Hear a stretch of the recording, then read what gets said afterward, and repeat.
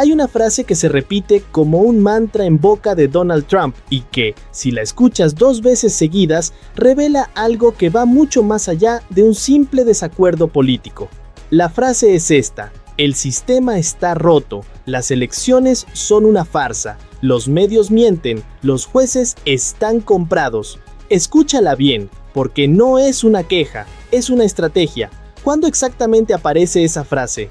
Siempre en el mismo momento. Cuando Trump pierde. Cuando gana, las elecciones son limpias, legítimas, un ejemplo para el mundo. Cuando pierde, hay fraude, hay corrupción, hay una conspiración global en su contra. No es una coincidencia, es un mecanismo, y hay alguien que lleva años nombrando ese mecanismo en voz alta, con una claridad que pocas figuras políticas se permiten. Se llama Bernie Sanders, y lo que dice no es un ataque personal a Trump, es un diagnóstico del sistema que lo rodea.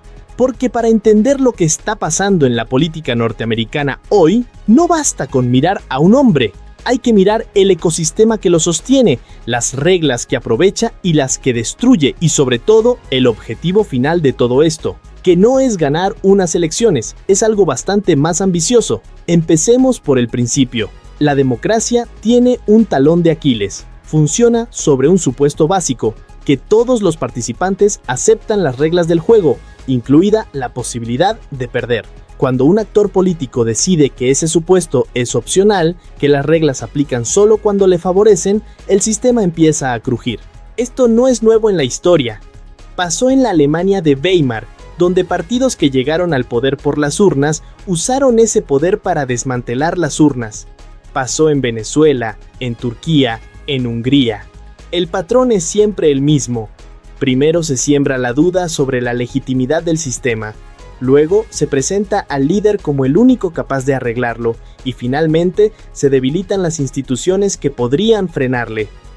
No estamos hablando de teorías conspirativas, estamos hablando de ciencia política documentada, y cuando Sanders dice que Trump no cree en la democracia, no está especulando, está observando un patrón de conducta que cumple punto por punto con ese manual. La pérdida de Trump en Georgia en las elecciones de 2020 generó algo curioso. Trump se dedicó durante semanas a convencer a sus propios votantes de que el voto por correo era fraudulento. El resultado, muchos votantes republicanos no participaron en la segunda vuelta. Georgia eligió a 2 senadores demócratas.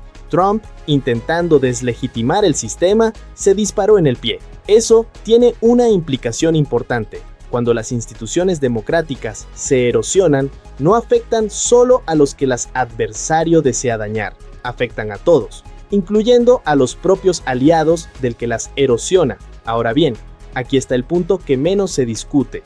Cuando Trump cuestiona elecciones, medios, jueces y cualquier estructura institucional que no le sea favorable, no está actuando por instinto.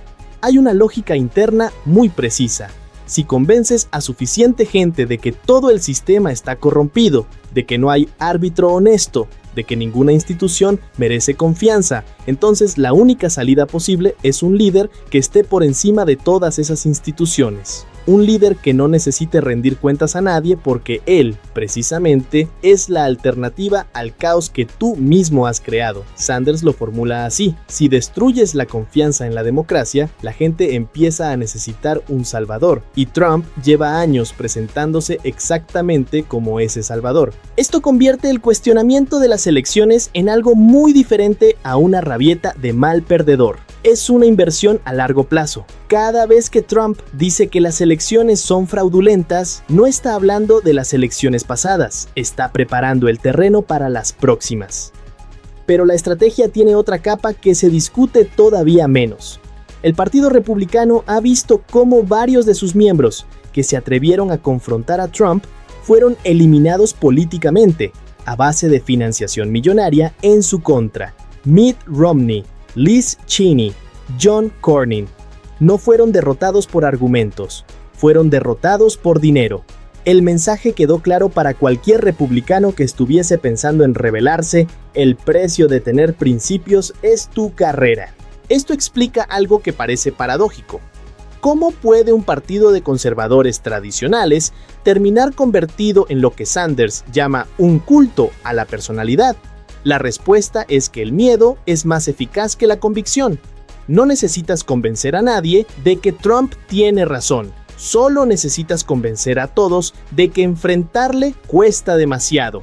Y aquí es donde entra en juego una figura que, en apariencia, no tiene nada que ver con la política electoral.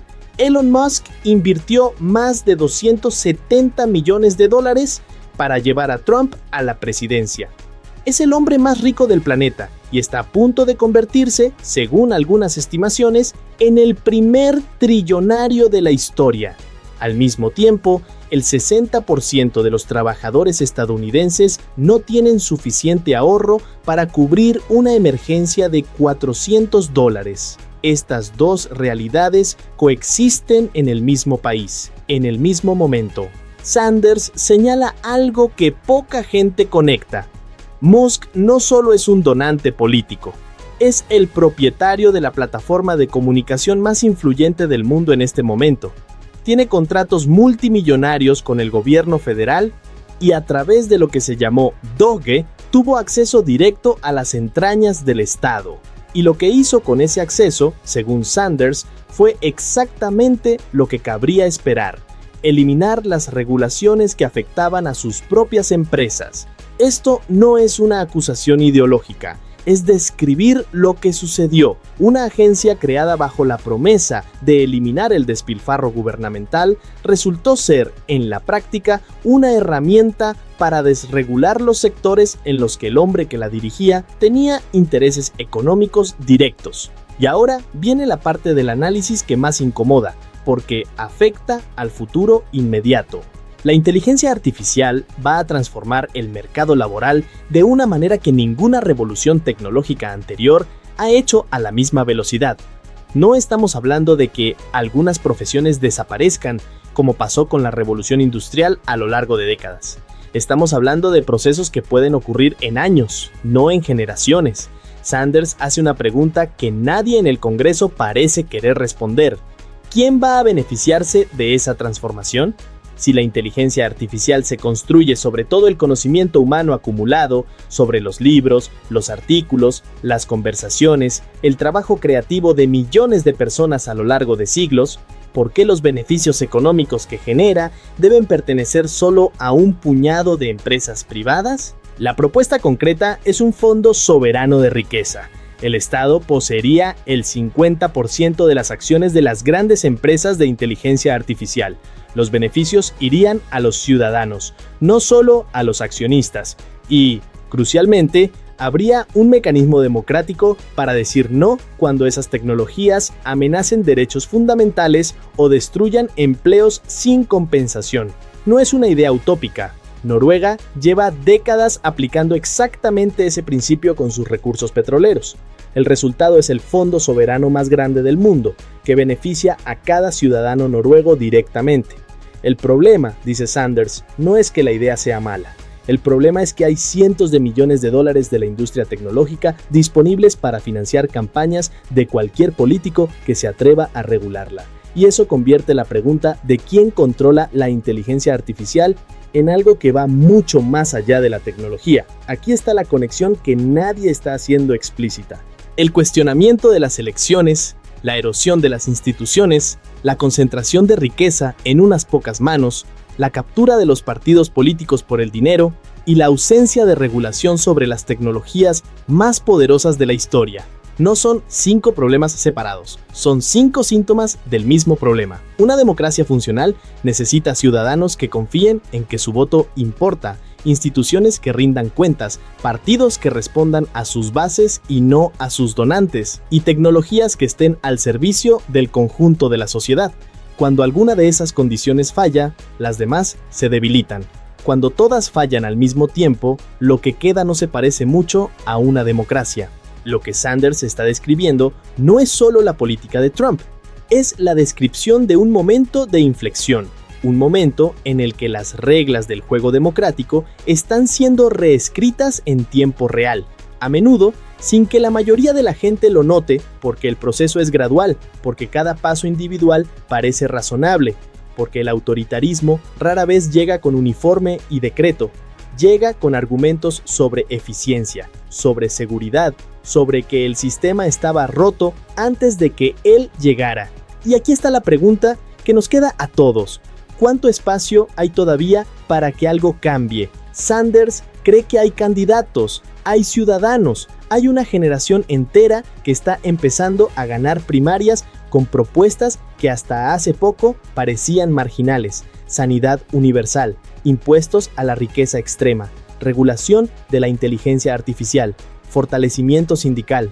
No es una revolución, es una reconfiguración lenta del mapa político. Pero para que eso funcione, dice Sanders, no basta con oponerse a lo que ya existe. Hay que proponer algo distinto, y esa distinción entre los que se limitan a decir no al autoritarismo y los que además ofrecen una alternativa real a los trabajadores, puede ser la diferencia entre ganar y perder lo que queda de la democracia que conocemos. ¿Crees que esa alternativa es posible dentro del sistema actual? ¿O el sistema necesita cambiar antes de que la alternativa pueda existir? Déjalo en los comentarios. Es exactamente el tipo de conversación que este canal quiere tener. Si este análisis te ha parecido útil, el siguiente botón que importa ya sabes cuál es.